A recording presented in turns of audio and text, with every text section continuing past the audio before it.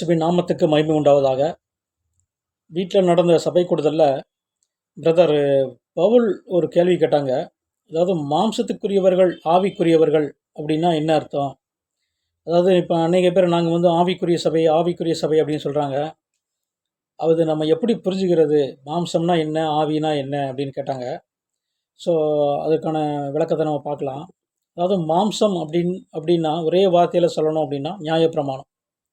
அதாவது நியாயப்பிரமாணத்தின் கிரியைகள் எல்லாமே மாம்சம். அதாவது மாம்சம் அப்படின்னா என்ன அப்படின்னா, நம்மளால் அந்த ஒவ்வொரு கிரியைகளையும் பார்க்க முடியும். அதை நம்ம செய்கிறதுனால நம்முடைய ஆத்மாவுக்கு எந்த பலனும் இல்லை. அடுத்து ஆவிக்குரியது அப்படின்னா என்னென்னா, இயேசு வாய் திறந்து பேசினா அந்த பிதாவுடைய வார்த்தை எல்லாமே ஆவிக்குரிய வசனங்கள். அதாவது மாம்சம் அப்படின்னா என்ன? அதாவது நியாயப்பிரமாணத்தின் கிரியைகள் நம்முடைய சரீரத்தை மாத்திரம்தான் அதை பரிசுத்தப்படுத்தும். ஆனால் இயேசு பேசின வசனம் இருக்க, பிதாவுடைய வசனம், அது எல்லாமே ஆத்மாவை பரிசுத்தப்படுத்தும். அதாவது இயேசு பேசின வார்த்தைகள் எல்லாமே பிதாவுடைய வார்த்தைகள். நானாக பேசலை, என் பிதா சொன்னதான் நான் பேசுகிறேன். நான் பேச வேண்டியது என்னதென்றும், நான் உபதேசிக்க வேண்டியது என்னதென்றும் என்னை அனுப்பின பிதாவே எனக்கு கட்டளையிட்டார் அப்படின்னு வசனம் தெளிவாக சொல்லுது.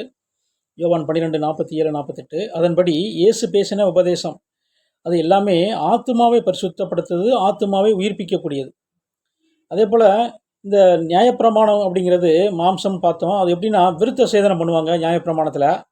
அது மாம்சத்தில் நம்ம செய்யக்கூடிய ஒரு கிரியை. அதாவது நான் ஆபிரகாமோட சந்ததி என்று உடன்படிக்கை பண்ணுறது. இந்த நியாயப்பிரமாண கிரியை நம்ம பார்க்க முடியும். ஸோ இதுக்கான இந்த விருத்த சேதனத்தோட ஸ்பிரிச்சுவல் ஃபார்ம், அதாவது ஆவிக்குரிய ஃபார்ம் என்ன அப்படின்னு பார்த்தீங்க அப்படின்னா ஞானஸ்தானம். அதாவது ஞானஸ்தானம் தான் நம்ம பார்க்க முடியுமான்னு நீங்கள் சொல்லலாம். அப்படி இல்லை. அதனால் என்ன நமக்கு நடக்குது அப்படின்னா மனம் திரும்புதல். அதாவது இருதயத்தில் ஏற்படக்கூடிய மாற்றம், மனம் திரும்புதல். அது அவங்களுக்கு தான் அது தெரியும். அதாவது அது உணர தான் முடியும். இது நியாயப்பிரமாணத்தின் கிரிகளை நம்மளால் பார்க்க முடியும். இந்த ஆவிக்குரியது அப்படிங்கிறது நம்மளால் உணர முடியும். அப்போது இருதயத்தில் ஏற்படக்கூடிய மாற்றம், மனம் திரும்புதல், நம்ம பாவத்துக்காக மரித்து புது சிருஷ்டியாக உயிர் தெள்றது அப்படிங்கிறது நம்முடைய இருதயத்தில் நம்ம உணரக்கூடிய ஒரு தன்மை. அடுத்தா இந்த நியாயப்பிரமாணங்கிறது மோசே என்கிற ஒரு மனுஷன், நம்மளை போல் ஒரு மனுஷன் மூலமாக இந்த நியாயப்பிரமாணம் கொடுக்கப்பட்டது. நல்லா பார்க்கணும். ஆனால் இந்த இயேசு பேசின வார்த்தை எப்படின்னா, தேவனே மாம்சத்தில் வெளிப்பட்டு, ரொம்ப முக்கியம், தேவனே மாம்சத்தில் வெளிப்பட்டார் அப்படின்னு வசனம் சொல்லுது. 1 தீமோத்தேயு 3:16 சொல்லுது. தேவன் மாம்சத்தில் வெளிப்பட்டார் அப்படிங்குது. வார்த்தை மாம்சமானதுன்னு இருக்கு. அவர் உலகத்தில் இருந்தார், உலகமும் அவர் மூலமாய் உண்டாகிட்டு இருக்கு. அப்போ அந்த வார்த்தை தான் தேவன் அப்படின்னு வசனம் இருக்குது. ஆதியிலே வார்த்தை இருந்தது, அந்த வார்த்தை தேவனாக இருந்தது, அந்த வார்த்தை தேவனிடத்தில் இருந்தது அப்படின்ட்டு இருக்கு. அப்போது இப்படிப்பட்ட தேவனே மாம்சத்தில் வெளிப்பட்டு பிதாவுடைய உபதேசத்தை கொடுத்தாரு. அதனால தான் கிருபையும் சத்தியமும் இயேசு கிறிஸ்துவின் மூலமாய் உண்டாயின அப்படின்னு நம்ம பார்க்குறோம்.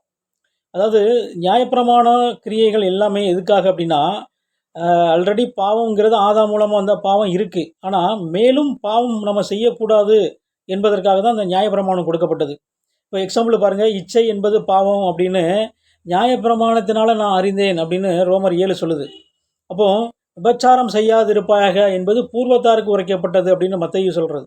மத்தேயு 5ஆம் அதிகாரத்தில் எழுதப்பட்டிருக்கு. அப்போது விபச்சாரம் செய்யாதிருப்பாயாக என்று பூர்வத்தார்னா யாருன்னா அன்றைய நியாயப்பிரமாணத்திற்கு உட்பட்ட இஸ்ரவேலரை சொல்கிறாங்க. ஆனால் இப்போ இந்த பாவ சிந்தனையே நம்முடைய இருதயத்தில் வரக்கூடாது என்பதற்காக தான் அந்த இயேசுவுடைய வார்த்தை கொடுக்கப்பட்டிருக்கு. அங்கே விபச்சாரம் செய்யாதிருப்பாயகன்னு சொல்லப்பட்டிருக்கு. ஆனால் இங்கே ஒரு ஸ்திரீயை இச்சையோடு பார்த்தாலே விபச்சாரம் செய்தாயிட்டுன்னு இருக்கு. அப்போது அந்த பாவ சிந்தனையே, அந்த எண்ணமே வரக்கூடாது அப்படிங்கிறதுக்காக தான் இந்த இயேசுவுடைய வார்த்தை நம்மளுக்கு கொடுக்கப்பட்டிருக்கு. அதனால தான் இந்த வார்த்தை நம்முடைய ஆத்மாவை ஒரு சுத்தமாக்குது.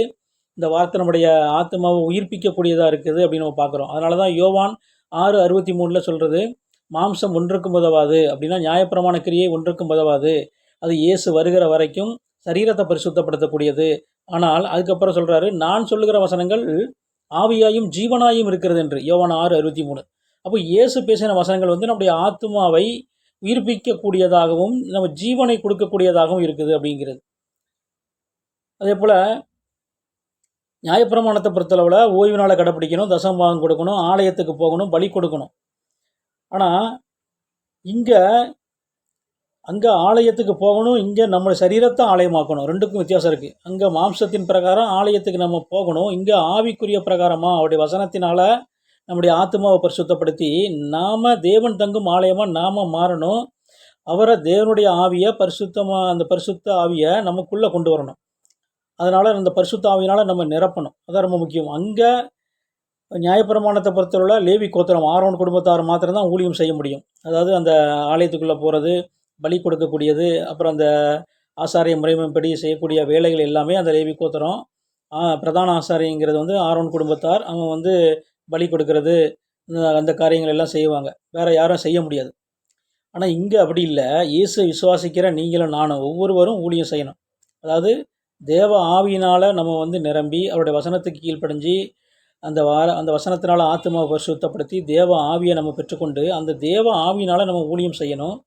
எப்படி இந்த வந்த இயேசு, மாம்சத்தில் வந்த இயேசு நம்முடைய பாவங்களுக்காக மரித்தார், 3ஆம் நாள் உயிர் தெழுந்தார், இவர் சதா காலங்களில் உயிரோடு இருக்கிறார். அந்த ஆவியினால தான் நீங்கள் சுஸ்தமானீங்க. இந்த பாவத்தை மன்னிக்கிற ஒரே தேவன் இந்த இயேசு தான். இந்த இயேசு தான் மெய்யான தேவன் அப்படின்னு நம்ம சாட்சி கொடுக்கறது, கனி கொடுக்கறது. ஸோ இப்படி நம்ம எல்லாருமே ஊழியம் செய்யணும். தேவ ஆவியினால் நம்ம எல்லாருமே ஊழியம் செய்யணும். ஸோ இதுதான் அந்த மாம்சம் என்ன ஆவிக்குரியவர்கள் என்ன அப்படின்னு பார்க்குறோம். அதாவது நம்ம போகக்கூடிய கட்டட சபைங்கிறது ஆவிக்குரிய சபை அப்படின்னு நம்ம சொல்லக்கூடாது. சபை அப்படின்னா என்ன அப்படின்னா நீங்களும் நானும் தான். அதாவது நம்முடைய சரீரமான சபை, இயேசு கிறிஸ்துவின் சரீரமான சபையில் இருக்கக்கூடிய சரீரமான நாம தான் சபை. அதாவது நம்மளுடைய சரீரத்தில் இருக்கக்கூடிய ஒவ்வொரு அவயமாக இருக்கிற நீங்களும் நானும் தான் சபை. இந்த சபை இயேசு கிறிஸ்துவின் வசனத்துக்குள்ளே நம்ம இருக்கும்போது நம்ம ஆவிக்குரியவர்கள். அதனால தான்